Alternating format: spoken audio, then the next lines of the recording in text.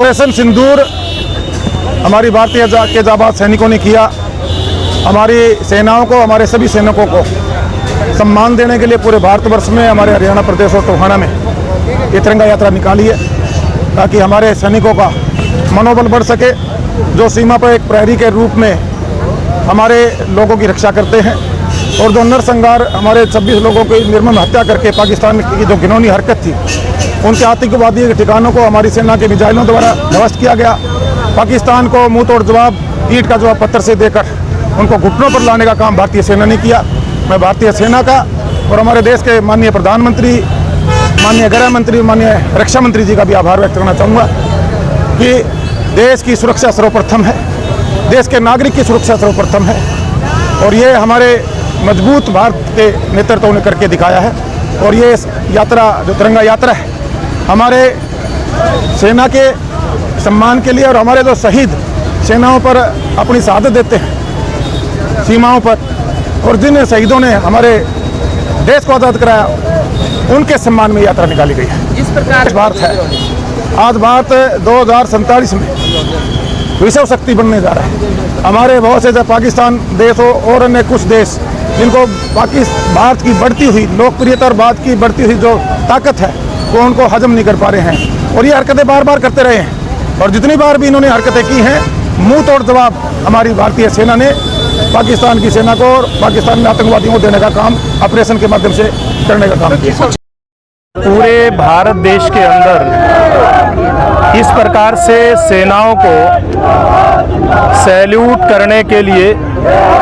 हमारे सेनाओं के बहादुर सैनिकों,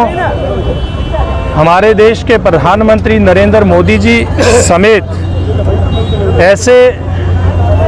जितने भी हमारे सुरक्षा बलों के, हमारे अपने प्राणों का बलिदान देने के लिए तैयार रहने वाले सभी जाबाजों को सैल्यूट करने के लिए इस प्रकार की तिरंगा यात्राएं पूरे देश भर में हो रही है। हमारे ज़िला में, हमारे ज़िला के अध्यक्ष यहाँ प्रवीण जोड़ा मौजूद हैं, इनके मार्गदर्शन में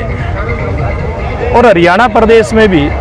कोने कोने में इस प्रकार की यात्राएं हो रही हैं। पहले लोकसभा की यात्रा थी, उससे पहले प्रांत की यात्रा थी, फिर जिलों की यात्राएं हुई, फिर विधानसभा की आज इसी कड़ी में टोहाना विधानसभा की तिरंगा यात्रा आप सभी यहाँ देख रहे हैं। किस प्रकार से राजनीतिक दल के नेता कार्यकर्ताओं के साथ साथ बहुत सारे सामाजिक संगठन, चाहे व्यापार मंडल की बात करें, मानव सेवा संगम की बात करें, भारत विकास परिषद की बात करें, महिला मोर्चा की बात करें, किसानों की बात करें, नगर परिषद में चुने हुए प्रतिनिधियों की बात करें, सब लोग आज पूरे जोश के साथ इस तिरंगा यात्रा में अपने सैनिकों के सम्मान में आज यहाँ खड़े आप लोगों को दिखाई दिए हैं, और उसी कड़ी की यात्रा आज यहाँ पर ये हुई है। जिस प्रकार से देखिए, ये तो कुछ लोग सामने आ रहे हैं, उसमें हम जात बरादरी पर हमें नहीं जाना चाहिए। किसी भी समाज से कोई भी आतंकवादी हो सकता है, लेकिन बहुत सारे ऐसे लोग भी हैं ना, ये तो सामने आ रहे हैं। सरकार इनको, प्रशासन इनको, पुलिस इनको उठा करके चुन कर इनके खिलाफ कार्रवाई कर रही है। हमने देखा अब 3-4 दिन पहले फतेहाबाद में भी इस प्रकार का मामला हुआ। एक फतेहाबाद के नागरिक ने, मतलब देश विरोधी गतिविधियों में शामिल होते हुए प्रधानमंत्री के खिलाफ मीम, पाकिस्तान और भारत का जब युद्ध होता है,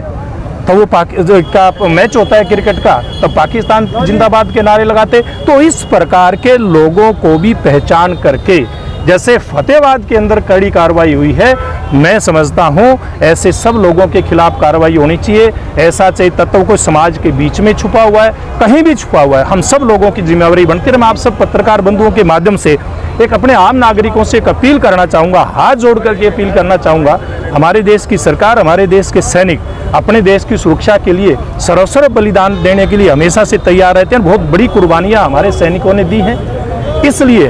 हमारे देश के लिए, हमारे सैनिकों की सुरक्षा के लिए, हमारी 150 करोड़ जनसंख्या, हमारी आबादी, हमारे नागरिकों की सुरक्षा के लिए ऐसा कोई भी तत्व, असामाजिक तत्व कहीं दिखाई देता है तो निश्चित रूप से उसको सामने लेकर के आना चाहिए। जो भी कार्रवाई प्रशासनिक पुलिस की हो सकती है उसके खिलाफ करवानी चाहिए।